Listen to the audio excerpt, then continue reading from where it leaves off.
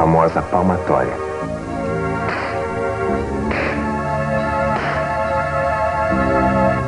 Quantas mãos de nossos avós já não passaram pelo crivo dessa ação disciplinar?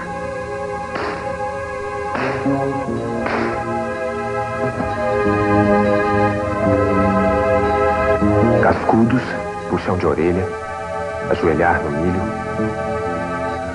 É bem antigo o uso da violência como método central de disciplina na escola. E com o tempo formou-se uma verdadeira tradição que faz escola até hoje. Aluno,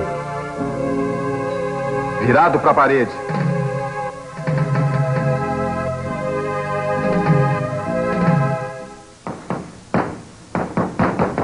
Devo obedecer ao professor. Obedecer, obedecer, obedecer, obedecer, obedecer. Bagunça, tumulto, indisciplina, obedecer, obedecer. Vigiar, controlar, punir. Fora de sala!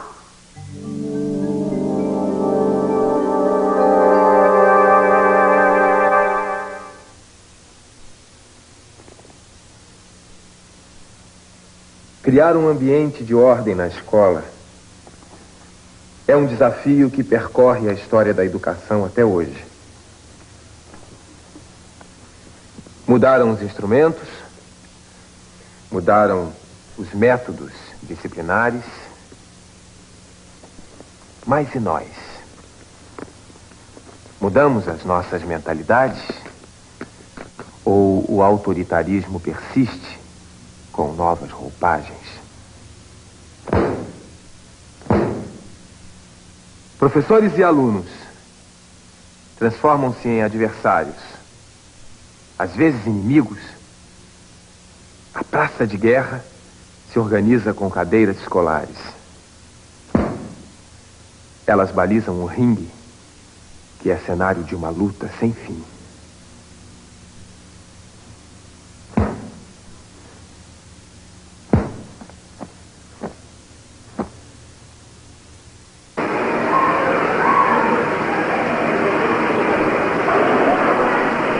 Vou dar 10 minutos para fazer essa folha. E quem colar do colega, eu vou tirar meio ponto. Você sabe algum caso de injustiça na escola? Conta pra gente.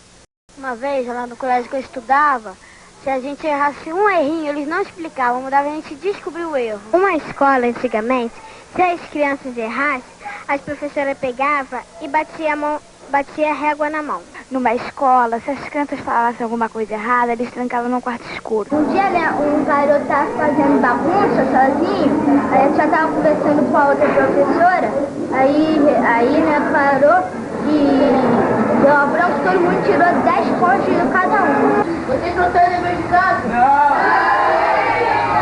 Pode colocar em cima da mesa.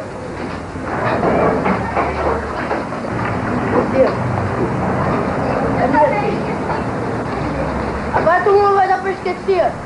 Botar turma toda de castigo. Eu fiz o meu, por que eu vou ficar de castigo? Fala aqui, ó. Se você fosse professor, como é que você seria?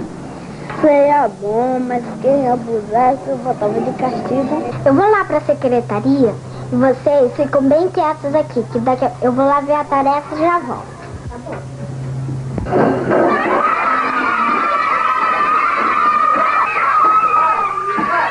Que bagunça é essa aí? Quem está bagunçando aqui na sala? Professora, por que você briga tanto com seus alunos? Ah, porque eles fazem muita bagunça, não dá pra aguentar. Quando você manda ou pede para qualquer aluno representar um professor, a forma que ele vai representar é essa. Esticar a orelha, colocar de castigo, né?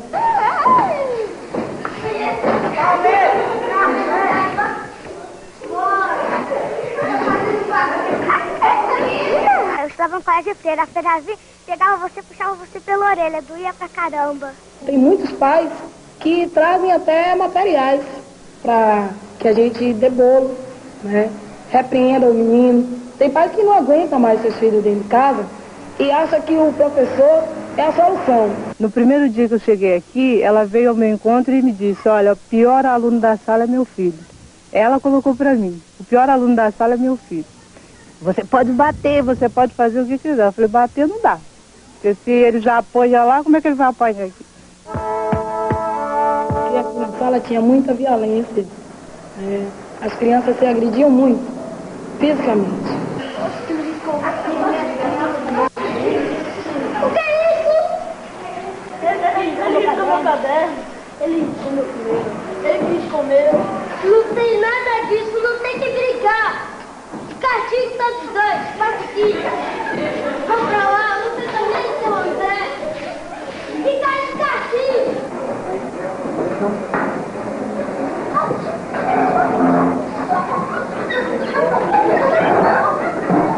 Isso daí, vocês ficam brigando no meio da sala. Tá vendo que eu tô corrigindo a prova de vocês? Esse rapaz fica cheio de marra. Porque um dia um garoto me bateu e eu que fui pra coordenação, não ele. Você olha a criança, você acha a criança, ai, aquela criança é tão engraçadinha, né? E ela não é aquilo que você espera, ela é uma criança até rebelde. Você nota que a violência dele é mais uma defesa que uma violência, nota que o aluno, ele quer mais que alguém dê um basta nele, sabe? Ele é tão agredido que de repente ele pede que alguém, pelo amor de Deus, dê um basta no que ele está passando, em tudo que ele está vivendo. Aí é aquilo, é o momento de você dizer um não para o aluno, mas o não, aquele não educativo, né? Aquele não que vai estabelecer para a criança onde está o limite, onde começa o limite do colega e onde que termina o dela. Ele sempre incomodava a aula, não deixava a professora passar as coisas, não explicar, só ele falava, sabe? Mas era um menino difícil de lidar mesmo. E eu sempre procurava me segurar com ele, mas um dia lá eu perdi a paciência, não teve jeito, né? Então eu falei pra ele que ele não conseguia viver em grupo, que ele não sabia viver em grupo, que ele tinha que viver isolado, tinha que viver numa ilha, porque ele não respeitava, ele não cooperava, né, não se dedicava, não ajudava, então ele não sabia viver em grupo mesmo. E aquilo foi que bastou pra ele, sabe, estourar comigo. Ele chegou a pegar a carteira e a jogou em mim a carteira. Se não fosse eu me desviar, acho que eu tinha sido machucada. Como você acha que deveria ser exercido o papel de autoridade na escola? Devia ser de outro jeito, né? Deixando a pessoa sem recreio. Assim, de outro jeito. Tinha que ser menos cruel. Sem ser rude, botar a criança de castigo, mas não assim. As professoras podiam conversar com as crianças. E se você conversasse com seus alunos, para eles se comportarem mais, não fazerem bagunça? Não dá, eu tenho que falar com eles, eu falo com eles, falam tudo. Eles não sabem ouvir, parece animal. Não, senhor. Sim, senhor. Não, senhor. Sim, senhora. Sim, senhora. Não, senhora. Sim, senhor. Não, senhor. Sim, senhora. Não, senhor. Sim, senhora. Sim, senhora. Sim, senhora. Sim, senhora. Não, senhor. A violência do dia a dia não é brincadeira. As crianças reclamam muito de agressões dos professores. E não é à toa que muitas delas agridem, rejeitam, até mesmo são apáticas ao ambiente da escola. Será que o uso do poder da disciplina na escola vem ajudando a formação de cidadãos autônomos, responsáveis?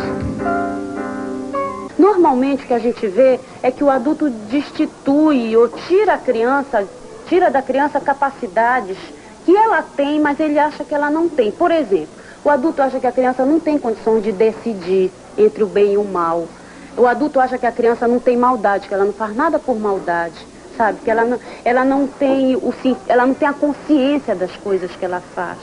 E o que faz isso numa relação de poder? Faz com que o adulto se dê o papel, tá, do tutor, da pessoa que não vai só decidir como vai resolver tudo pela criança, vai pensar pela criança. E isso você tira a possibilidade de um projeto de autonomia para uma criança. Seria autonomia, né? Auto é o próprio. Nomia vem de normas, né? Em que as pessoas têm para si determinadas normas. Né? E aí o que são normas? Normas são regras que um dado grupo social elabora para que possa funcionar como grupo. Então, no primeiro momento, se diz que a criança é anômana, não tem norma. Né? Então, alguém precisa dar essas normas para essa criança. Precisa dizer, isso não pode. E é fundamental, quer dizer, uma criança só se torna um ser social se ela tiver limites. Limitar é fazer crescer. Um sujeito autônomo não é um sujeito que diz sim para tudo ou não para tudo. É um sujeito que é capaz de, compreendendo o significado da norma, dizer sim quando aquela norma é benéfica para ele ou para o grupo. E dizer não quando aquela norma possa ser prejudicial ao próprio grupo. Então, a autonomia é conseguir relativizar as normas. Né? Mas, para chegar a isso, ele tem que passar pelo afeto, ele tem que passar pelas sanções, mas um trabalho educativo tem que ser feito.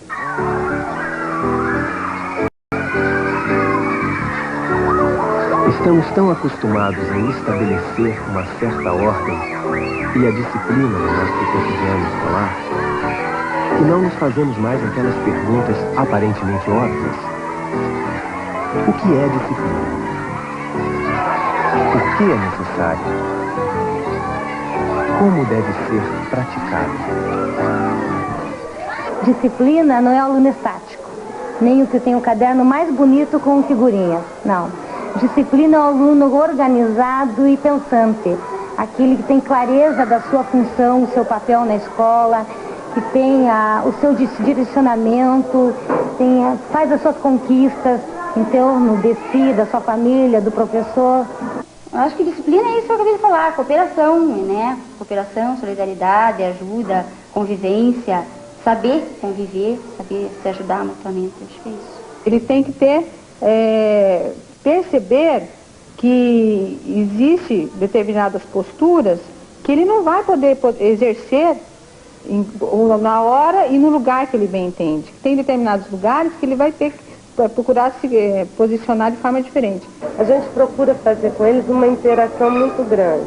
Agora, por eles serem também pequenos, são crianças, eles têm que receber os limites deles. A gente dá os limites, mas conversando. Tudo na sala é conversado e chegado a uma conclusão da turma. Inclusive as regras de conduta, que tem ali atrás penduradinhas, são tiradas junto com eles. Tem que ter um certo cuidado, porque você tem que explicar o limite. Porque a liberdade em excesso gera indisciplina organizacional e o aluno se perde nisso. E ele não sabe depois que caminho seguir. Então você tem que sempre estar colocando para ele o que é liberdade e o que é o limite da liberdade, né? É evidente que é necessário haver disciplina na escola. Assim como também é evidente que a disciplina se baseia em grande parte na autoridade de professores e diretores. Mas, no entanto, o que faz com que a autoridade seja realmente respeitada? A questão da autoridade não está ligada, relacionada à competência, né, dele enquanto profissional. Né? Se ele tem competência, né, ele consegue ter autoridade. A gente tenta, o máximo possível, mostrar que a escola não é um lugar de repressão, né?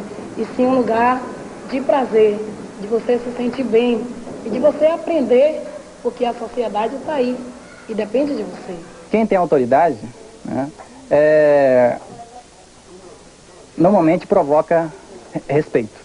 Quem tem autoritarismo, né, normalmente provoca medo.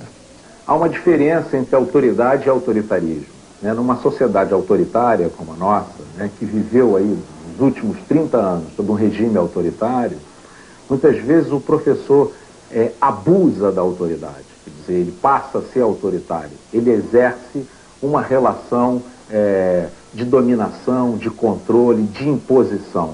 Eu sou uma pessoa que eu gosto de trabalhar livre na sala, mas eu não gosto de muita bagunça, não gosto de balbúrdia, tá entendendo?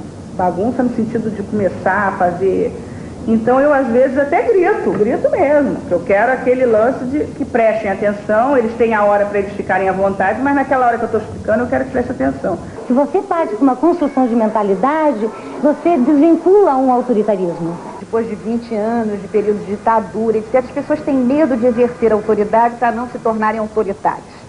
E a primeira coisa que é preciso deixar muito claro é que o professor é o adulto, o professor é o que se formou para exercer aquele papel. O professor, ele tem que fixar rumos para o seu trabalho. Eu acho que o professor exerce a sua autoridade na medida em que ele discute as regras, as normas, e quando ele constrói regras com seu próprio grupo de alunos, né? As regras precisam ser construídas pelos alunos. Os alunos precisam entender por que sim e por que não. É muito comum o autoritário, o professor autoritário, trabalhar só o não, o que não pode ser feito no exercício, o que não pode ser feito em sala de aula, o que não pode ser feito na escola, né? E parece que o mais importante é que os alunos percebam por que pode, por que não pode, e o que pode e o que não pode. A autoridade eu acho que é a amizade. Em primeiro lugar, a amizade.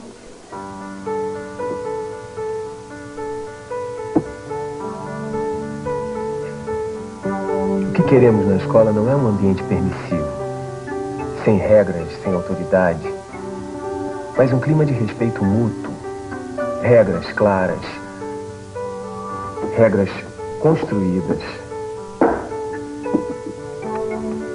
regras criticadas e reformuladas pelos adultos responsáveis pela vida educacional, e que sejam informadas, discutidas, negociadas, honestamente com todos os alunos, pois a nossa autoridade só se legitima através de uma palavra chamada diálogo, que respeita a dignidade e integridade de todos que fazem a escola. E é esse diálogo que não só é a base de uma escola, mas também é base de toda uma sociedade democrática. Já no ano passado, que foi a primeira experiência que a gente teve, né, em termos de convivência professoras com alunos, né, a gente já sentiu que a gente podia avançar mais em termos de participação, né? Quer dizer, de romper aquele dogmatismo, né, de autoritarismo entre, né, a relação professor e aluno, de diretor-aluno, né? A gente vive tendo grandes embates democráticos na escola, né? Democracia não é a decisão da maioria. Democracia é quando a gente esgota todas as discussões e chegou a um consenso. Ele fez o dever hoje, né, embaixo. Hoje tem prova, hein?